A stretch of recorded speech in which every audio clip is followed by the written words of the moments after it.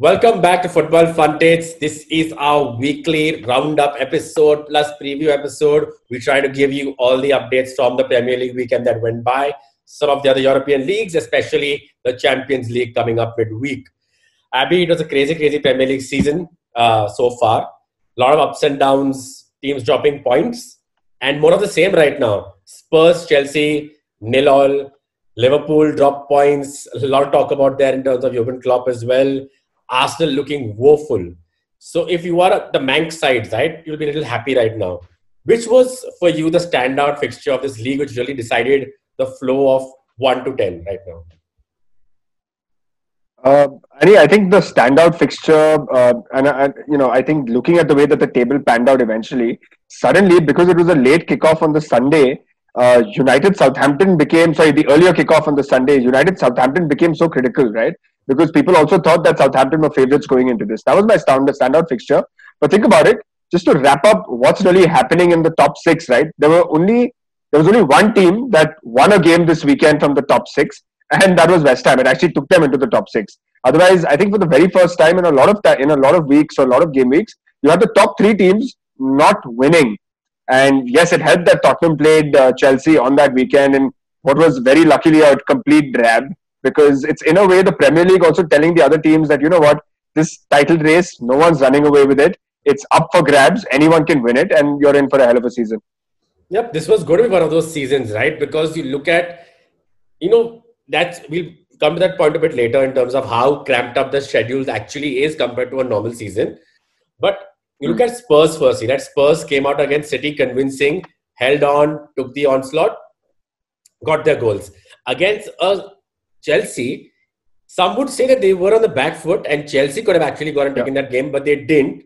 Just like Chelsea didn't do it against United as well. So if I'm now looking at Chelsea and Lampard, would you be ruining these games where you could have taken the 1-0 and you didn't? Would it hurt him? In relative terms, maybe, but in absolute terms, maybe not. Because look, it's still an in-form Tottenham Hotspur side. It's still Jose Mourinho. The way Lampard would have looked at it is that we're playing the table toppers. Even coming away with a point won't hurt our chances too bad, especially given that Liverpool had already drawn before that. And I think I said this in the last one as well. I think Chelsea are still looking very, very strong this season. They are, if you ask me, very well in the top three in terms of who's going to win the title, because they've got one of the best goal differences in the league. 22 goals scored, only 10 conceded. So if you ask me, it's anyone's game, man. I don't think Frank Lampard will be biting himself too much for not winning that game. Yeah. So Spurs, Liverpool, and Chelsea have played 10 games each. Even Leicester and West Ham below them. Liverpool, Tottenham are just separated by goal difference. Chelsea 2 points behind them on 19. So you have a point over there. You mentioned the defense last week as well. The defense is looking solid. Chilwell has made a great addition to the side if nobody else has, right? Oh, absolutely. Remains to be seen. Mendy too. To give credit to Mendy, I think he's been a stellar signing, man. And Chelsea's biggest, imagine their weakness was so big, he had become a meme of his own, right? Kepa. Yeah. And to address that problem to such a substantial manner where the goalkeeping issue hasn't been spoken of with Chelsea right now. I think credit where it belongs. And I think Lampard and Mendy have done very well to sort of have that situation fixed. Yeah, I think Kepa's had 5 out of 6 clean sheets in the Premier League that he's played so far. And that really, you can say, brings you down to how Chelsea have made their way to the top 3 right now, because Kepa would have not, with Kepa in the back, it would not have happened. Yeah. Mendy has been phenomenal there. Now, a little about Spurs there. Would Jose be ruining the chance, or he's a very pragmatic guy? Mourinho, he's like, I'm okay with the draw. I know the season's a long one. He's played his mind games with Pep. He played his mind games with Mourinho, with Lampard before the game as well. So are you telling me genuinely that Mourinho is happy going off with that draw the way he said he was? Or inside he's going to go tell his teams that, you know what? Nah, you need to be winners. You've got to go there, get this, these games. Just because of the sheer nature of the fixtures where you play City, Chelsea and now Arsenal, I think Mourinho would have set the game plan as, all right, boys, let's try and get 7 out of 9 points away, right? Let's try and, 7 out of 9 points would be very good. 9 out of 9, nothing like it. But I think pragmatically, given the frequency of fixtures and everything that's coming in between, we would have looked at the drawing board and said, 5 points would be acceptable. 7 points, ideal. He's already on 4. So I think from that standpoint, I don't think he's got a problem. And one would argue that of the three fixtures, the two more difficult ones are already done. This game against Arsenal, North London derby, there are goals. Arsenal, evidently one of the worst teams in the Premier League right now, in terms of form and direction. So Mourinho, if you ask me, will actually be very happy right now. He's sitting on 4 out of 6, having played Chelsea City. So I don't think he's complaining too much. Yeah, fair enough. And we'll move on to Liverpool and Arsenal, since you mentioned Arsenal. Liverpool, though, Jurgen Klopp, okay, and we can bring this up right now. Is he right to moan about the fixture pile-up? Look, he backed Ole. He said last week before that he's backed up Ole's comments some 2 weeks back when United played on a Wednesday night, played the first kickoff on Saturday.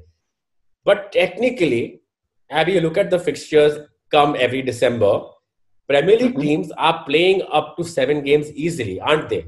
So is it actually that this season is that badly truncated? You have had teams earlier in previous seasons also playing Wednesday night and coming and playing Saturday.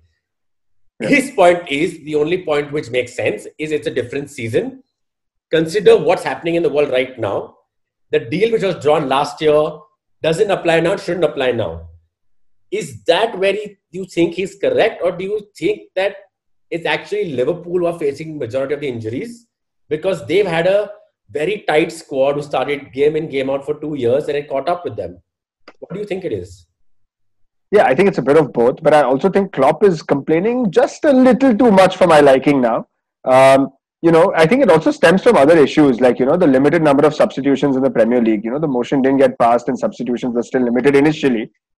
I think Klopp is ruining that. I think Klopp is ruining, as much as Pep Guardiola is missing Sergio Aguero, I think Klopp is missing Virgil van Dijk to no level right now. Because to be fair and to now criticize the management, I'd said this in pre-season, I'd said this to the season build-up as well. I said, as it is, I don't think Gomez is a good enough centre-half compared to Virgil van Dijk. Now, you take one of them out of the equation, Liverpool have a very shaky back two in the centre, with exceptional fullbacks.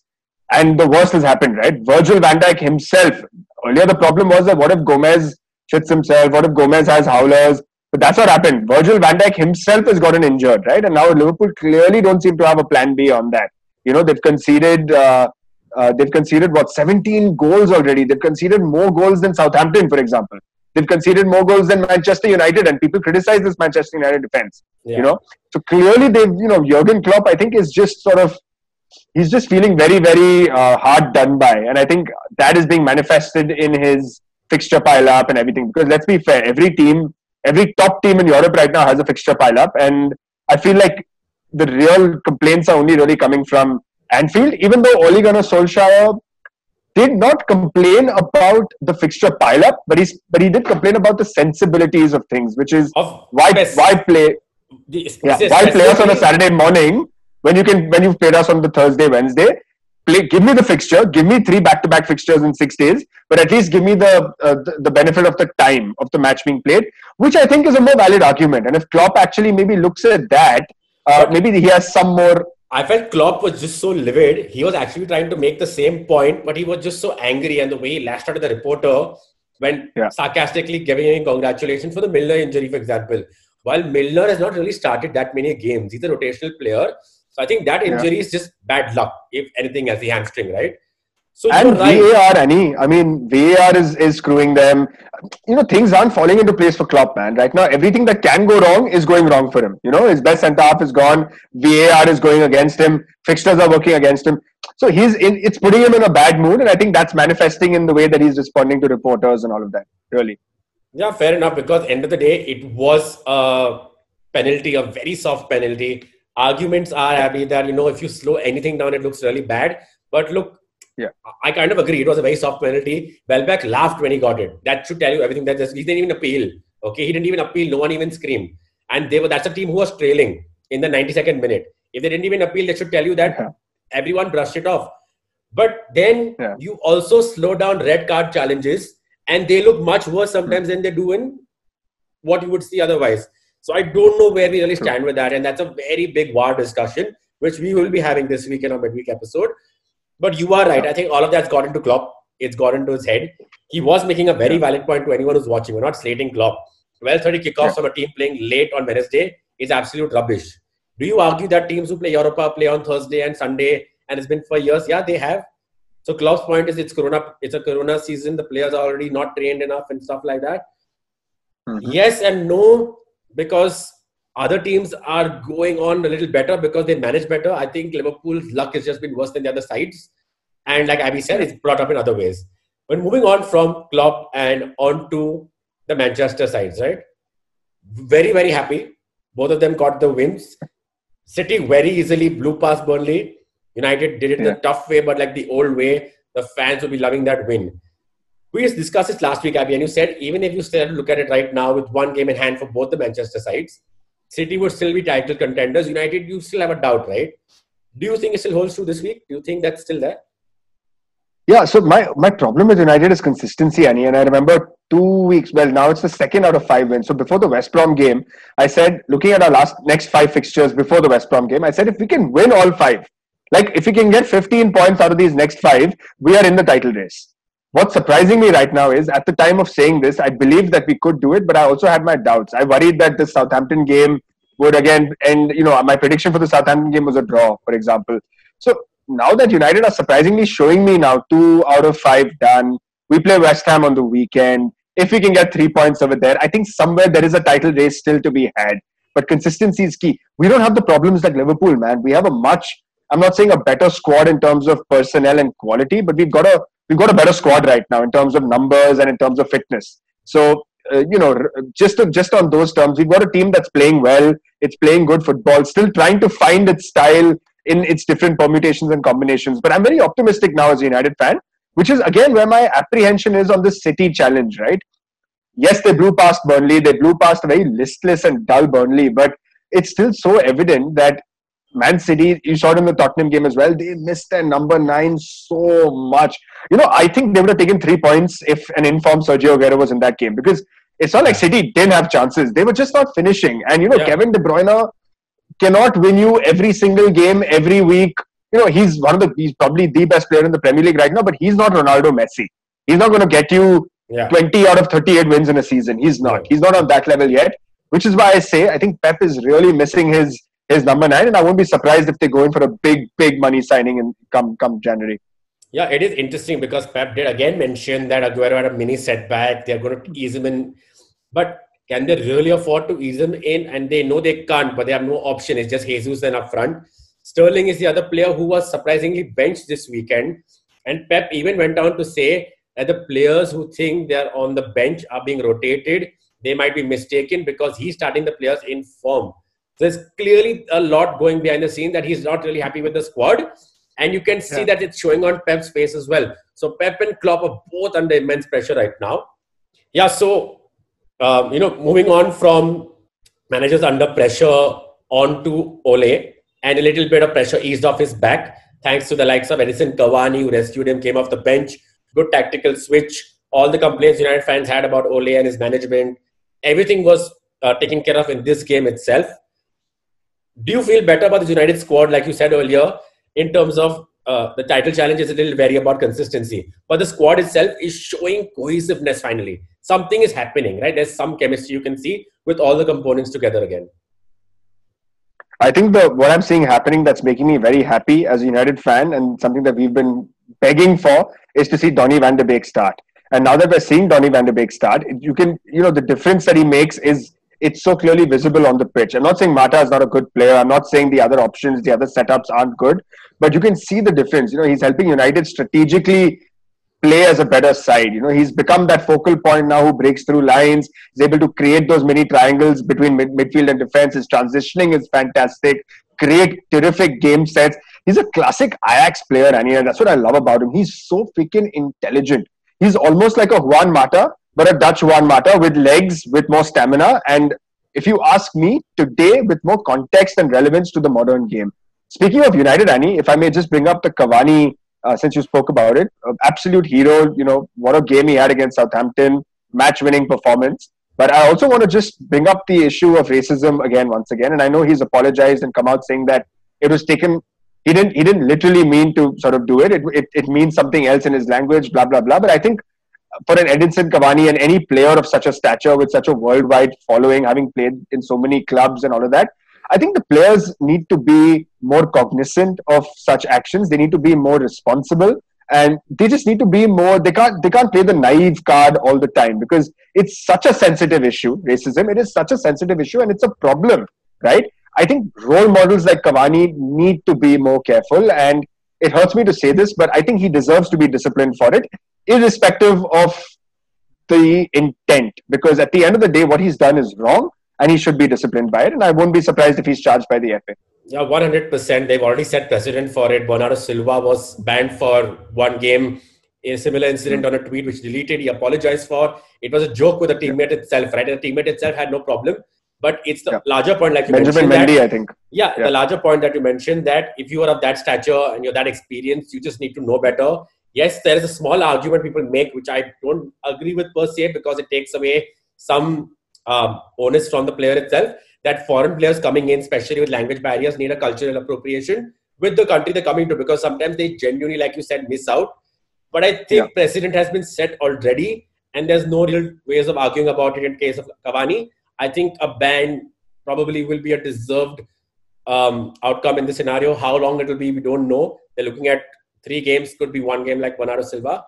But fair enough. Moving on from that to another manager under pressure, another club who's crumbling, Arsenal. Nothing's working for them, Abby. You said last week, fixture runs was tough, fine. Wolves, tough game, anytime to play. No doubt about that. Very tough to score against. And I'm also, Raul Jimenez, wish him a very, very speedy recovery, as well as David Luiz, very nasty clash. But when that happens on the football field, right, we would expect of Wolves to be on the back foot, a bit more taken aback. Wolves came out strong, they came out forward fighting, they got on with the game. Arsenal just never showed up again in the second half. What is happening in Arsenal? What's happening there now? I don't understand the ire and the hatred and the whole thing, the agenda against Ole Gunnar Solskjaer by not just anti Ole fans at United, but by larger footballing fans around the world, right? That he's not a great tactician. He's only there because he's a legend at the club. Mikel Arteta, he's probably a legend at Everton. You can't call him a legend at Arsenal. He didn't win shit. Here's a player who was a mediocre player at best compared to the Zidanes and the Scholes of the world, becoming a manager who served a few years under Pep's tutelage, who now comes in with a supposed reputation larger than Ole Gunnar Solskjaer, doesn't do squat, does diddly, takes Arsenal to 14th or 18th or wherever they are in that table. And yet there are no undertones of Arteta out. There is nothing, oh, he's still a great tactician. Oh, he's still got such a sharp mind. I'd like to take this opportunity to expose Mikel Arteta and say that, look, it's now being laid bare. It's so clear. At the start of the season, he got the transfer market that he wanted. He got the money spent. He signed the players that he wanted. He had 1 or 2 fantastic games at the beginning. Oh, Arsenal this, Arsenal that. It's been 10 games now. Arsenal sit nowhere near the top 10. There's talk of them being relegated as well. So I just like to urge football fans to just sort of dwell on this, re-look at what this Arsenal really are and how they really play, and maybe even consider calling them Aubameyang FC for the time being. Because when Aubameyang doesn't show up, Arsenal don't show up. I don't even think they can call him Aubameyang FC right now. It's a MIA FC, because nobody's turned up in that squad. Not even the manager. Ole at least came out, gave those naive press conferences, some of them said, but he took blame, he did something. Arteta has come out, obviously, after every game, but no one you're convincing. And in the last press conference, pretty much admitted that, he could, not in those words, but he could be gone. And nothing has happened at the club. Okay, he's changed the way they stopped conceding stupid goals. He tried to build from the back. But what about the front? It's an attacking unit. They just disappeared overnight. No flag for that. Nothing about questioning his tactics. Nothing at all. And you've got to wonder, right? Yes, there's always going to be bias against United in the press. It's always been there for years. Even Fergie was at his best. One off day was bloodbath against Fergie in the media, right? So that's fine. Yeah. But there has to be some more, obviously, for that. Jurgen Klopp, for example, clapped at the assistant sarcastically after the VAR call. Nothing. By now, it was Ferguson even back in the day. It was Mourinho for Chelsea back in the day. They would already be banned by now. Forget about anything else. FA would have issued a statement by now. It's Tuesday, you heard nothing. So there is a point where sometimes I think bias becomes a bit too much. And Arsenal and City fans especially are getting away with it, because Pep himself has covered himself in no glory. I think the why Pep has escaped is because of Champions League and the fact that they've gone through. and we will come into the Champions League after this. But any closing comments on how you see this whole Jurgen Klopp situation progressing? Do you see Liverpool possibly crumbling? Do you see Man City making leaps in the coming weeks? Or do you think Liverpool, Tottenham will keep their pace ahead and the rest will be chasing through Christmas? I think Tottenham look best placed. Tottenham and Chelsea, if you ask me, look best placed to stay in that top three. Even come the new year. I think through this fixture run that we're going to have now, starting December 1st today till the new year, I think Tottenham Chelsea looks solid because they've also got the bench. When you have a Kai Havertz starting off the bench, you've got a good bench, right? When you've got your captain Azpilicueta not getting a game in the starting 11, you've got a good bench. Where I see Liverpool struggling, you're right, is because of their injuries, their shaky starting lineups. Although I still think Mohamed Salah coming back is a very big thing for them. They play Wolves on the weekend, and I still say that Liverpool can come away with 3 points because, to be fair to Liverpool, they look a different animal, right? They look like the kind of team that can actually do a lot, can actually, survive all these little scares here and there. From the surprise packages, Annie, I just want to bring out that West Ham have now won 3 of their last 3. 9 out of 9 they've collected, which I think is massive. Therefore, this game going into United, for some reason, we seem to be playing teams only that are in crazy form. Southampton was the same story. Now we're playing West Ham. Man, it's going to be a tough season. But I think the teams to look out for, therefore, are United, City, and maybe some note on West Ham because they've been in some crazy form right now. So some shout out to them as well. Yeah, fair enough. In the coming weeks, we will be talking more about the likes of Everton, Leicester, more about Liverpool, obviously. Arsenal can only speak for themselves with their weekly performances, so we leave it at that. But that's a good wrap up on the PL segment. Abby, let's move on to Champions League because Champions League has gotten interesting as well. The supposed group of death, Manchester United, PSG, Leipzig, Istanbul. Tight. If United would have beat Istanbul at their home ground, they would have been through, but they haven't. That group is wide open still. PSG beat Leipzig last week. Leipzig has beat PSG. It's very interesting right there. You also have the likes of Madrid, Inter. Inter are last in their group. Borussia Mönchengladbach is first. Madrid second, Shakhtar third, Inter fourth. That group is very well open itself, right? So you've got those groups. You've got Liverpool, who are leading their group, but have to beat Ajax to just make sure they go through and they get their players to rest at least 1 game a week, especially with the injuries like we know they have. So let's pick it up with the likes of the United group first. United on 9, PSG, Leipzig on 6 each. If United lose, it's 9-9. Leipzig beat Istanbul 9-9-9 and 3. That means it all comes down to the last match week. PSG, Istanbul would expect PSG to go through. So it becomes a knockout game between Leipzig and United. If United go through, if United beat PSG, they're done. What do you think is going to happen in that group? Well, you just scared me right now by saying that because all this while in my head, I'm looking at it very differently, right? I'm looking at it as we just need 1 point to qualify. I'm looking at it as glass half full. We need 1 point to qualify. We have 6 points in hand to play for. So I think United will definitely get through. I think, Annie, also the Champions League has been such this year. I don't think finishing first or second will matter too much.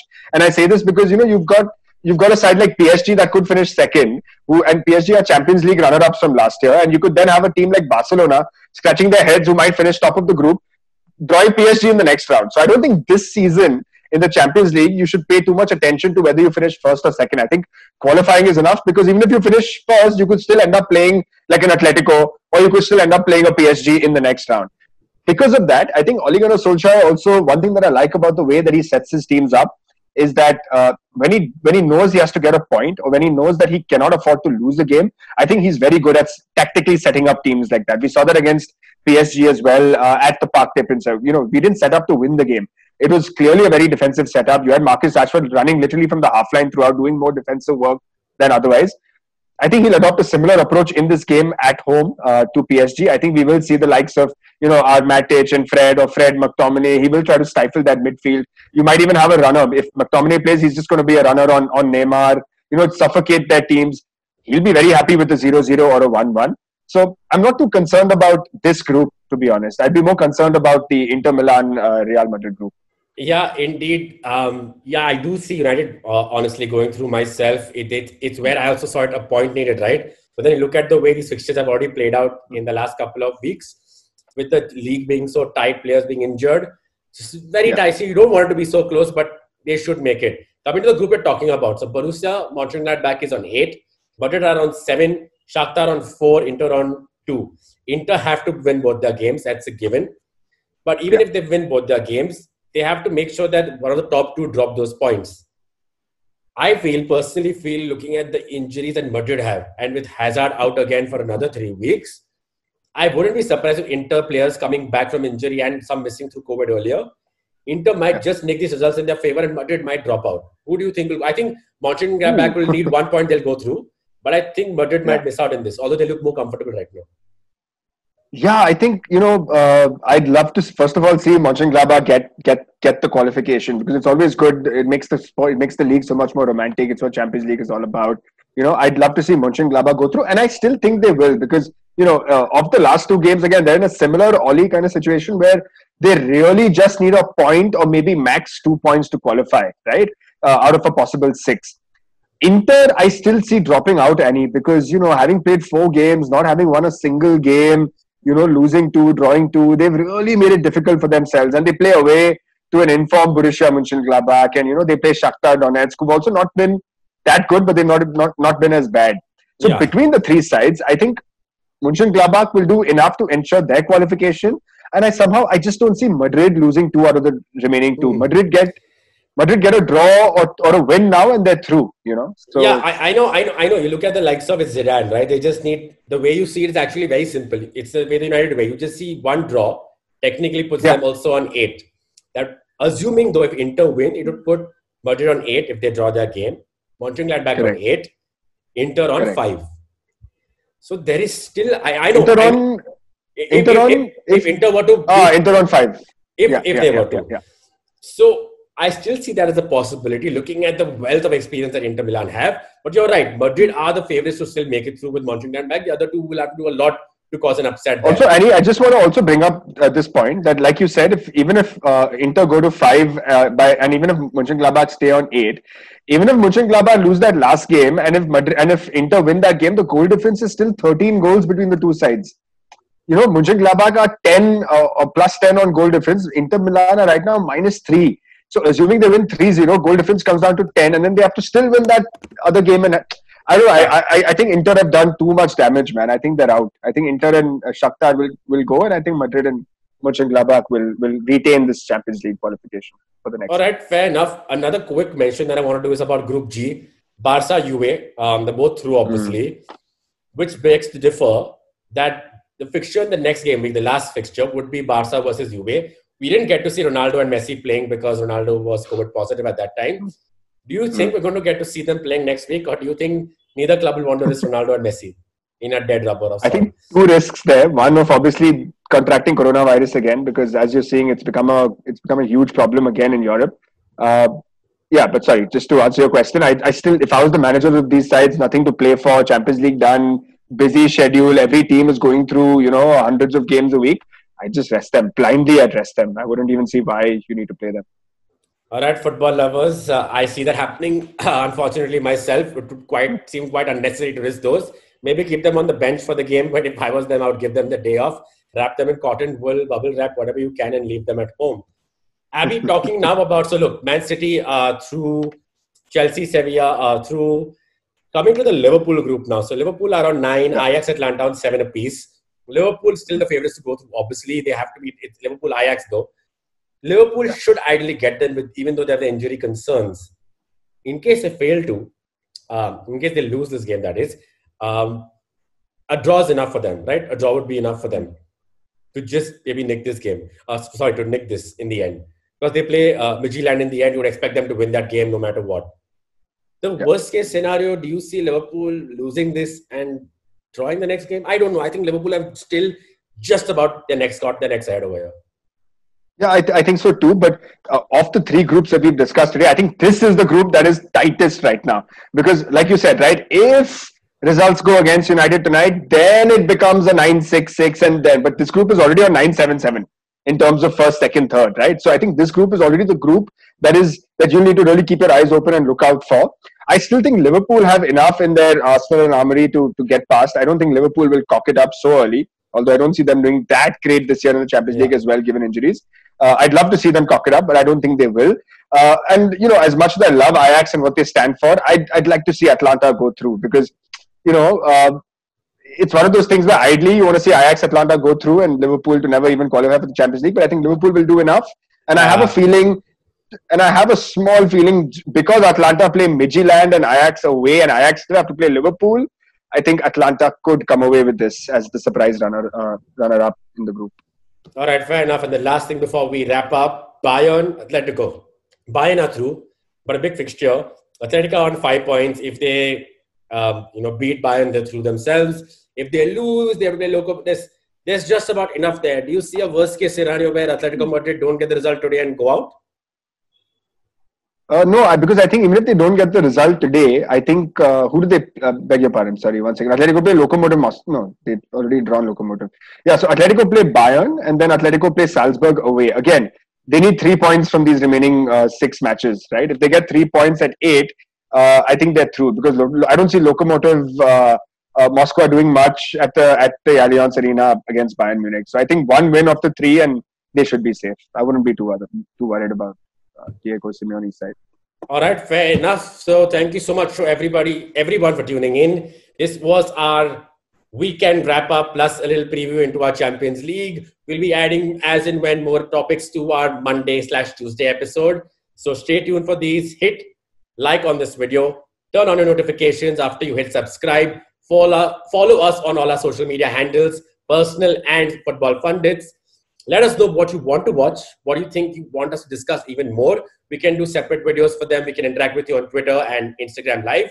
We'll see you guys in the next episode. Thank you so much for tuning in. Cheers.